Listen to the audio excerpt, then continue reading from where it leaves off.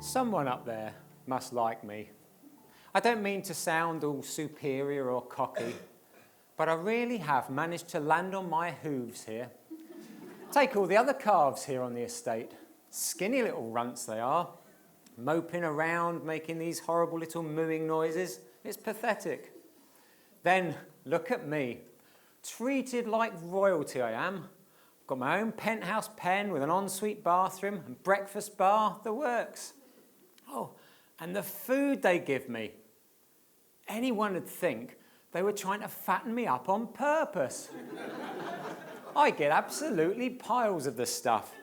All the leftover meat, fruit, vegetables, potatoes, gallons of milk, tubes of Pringles, packets of peanut M&Ms, chocolate hobnobs, fondant fancies, you name it. I'll be honest with you, I'm building up quite a bit of a belly, especially after that feast. Anyway, who's complaining? Whether things are going well for the master or not, he always makes sure that I'm well fed.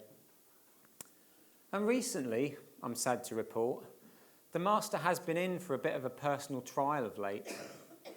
It's all the fault of his younger son, a precocious little brat if ever there was one.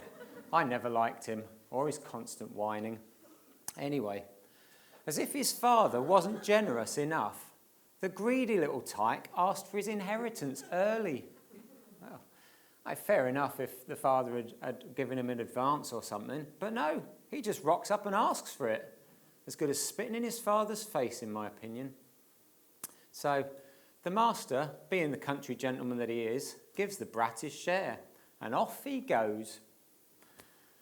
Things then carried on as usual here on the estate. The brat hardly lifted a finger to help with anything anyway, so he wasn't really missed. No, the only thing that noticeably changed was the master. He'd always been so upbeat and cheerful, but now he'd become much less animated, looking like he was carrying the weight of the world on his shoulders. It was very sad to see. We got regular updates of the brat's activities while he was away. There's always someone somewhere anxious to pass on a bit of gossip. And all the reports were tales of the high life. Fast cars, fast women, booze and binging, late night clubbing every night, partying, gambling. Oh, he was having a right old time by the sounds of it. Then, one day, as tends to happen with Lady Luck, things took a turn for the worse. The money ran out and a famine hit the land. So, the fast cars were sold to pay off his debts. The fast women sped off even faster than they'd arrived. And the brat was all alone. An inexperienced little boy without a penny to his name, all alone in the big, wide world. The reports continued to come through of his hopeless wanderings. There was one report that he'd got work as a farmhand feeding pigs. Imagine a young Jewish lad feeding pigs. One even suggested that in total desperation and hunger, he dropped to his knees and started eating the same slops as the pigs. Personally, I find that one a bit hard to believe. The pig is an unclean animal, totally defiled. To even touch one is a no-no, let alone dine with one. But needs must, I suppose. If I had a bit more heart, I'd feel sorry for him.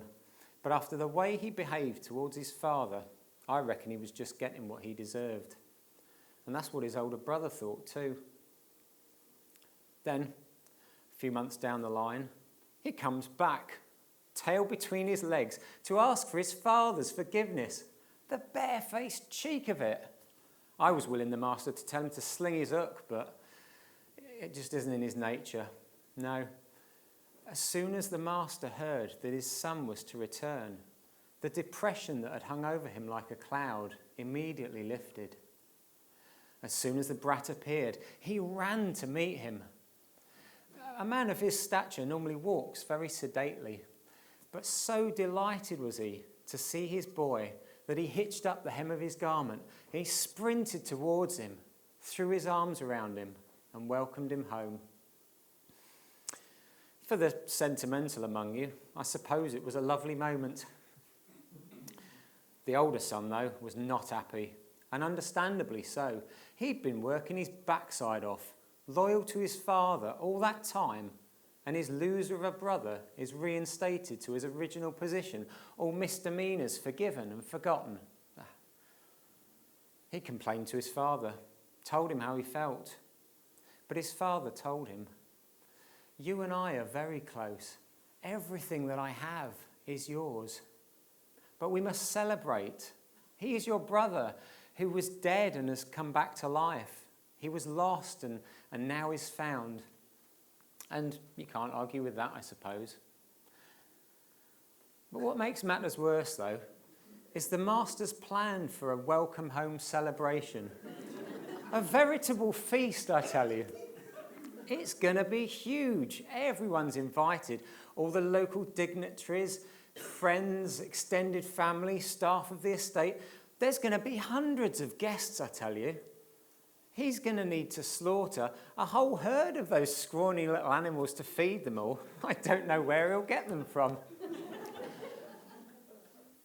Unless, of course, no, he wouldn't, would he? He wouldn't, would he? Excuse me, I've got to move.